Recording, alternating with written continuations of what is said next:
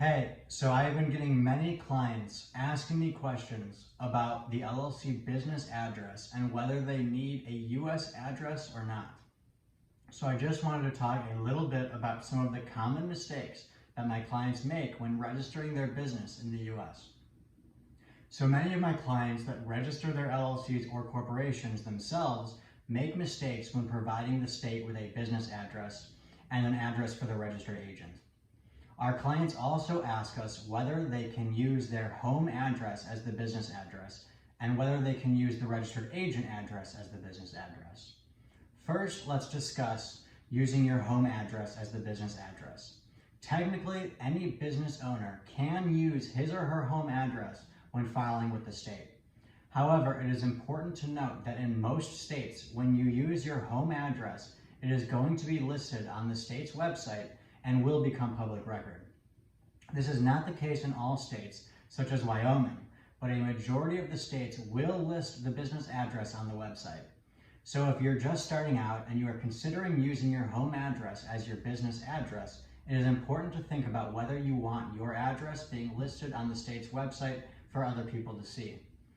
The second thing you may be considering is opening a P.O. box to be the business address.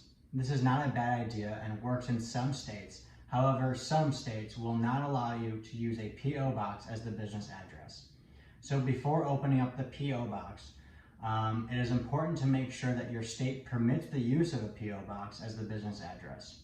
And also, using a P.O. box as the business address will likely also raise some issues when you go to get your EIN number as well, because the IRS oftentimes does not permit P.O. boxes.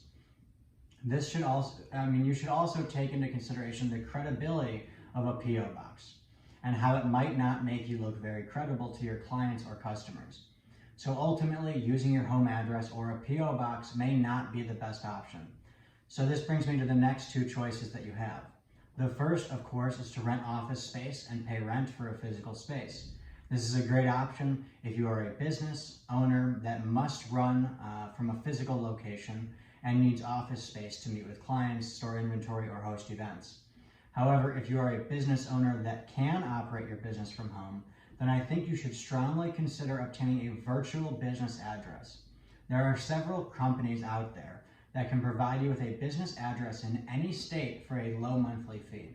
These companies will not only provide you with a business address, but they will also collect mail for you, scan it, and email it to you. Some of them will even forward the physical mail to your designated mailing address so that you don't have to go pick it up. The prices for these services start at around $10 per month, and many of the companies also provide phone services with virtual receptionists and the ability to rent an office by the hour when you need one. So I believe that going with a virtual office address is sometimes the most cost-effective and safe approach for new business owners who need to look more official by having a legitimate business address, and also save costs by not having to rent a physical office space for no reason. Just remember to think long and hard about whether you want to use your home address in the beginning stages of your business, or whether you prefer to protect your privacy and rent an office space or a virtual office address. Also keep in mind that the state is going to ask you for your business address and also a registered agent address. It is important to not get these two things confused.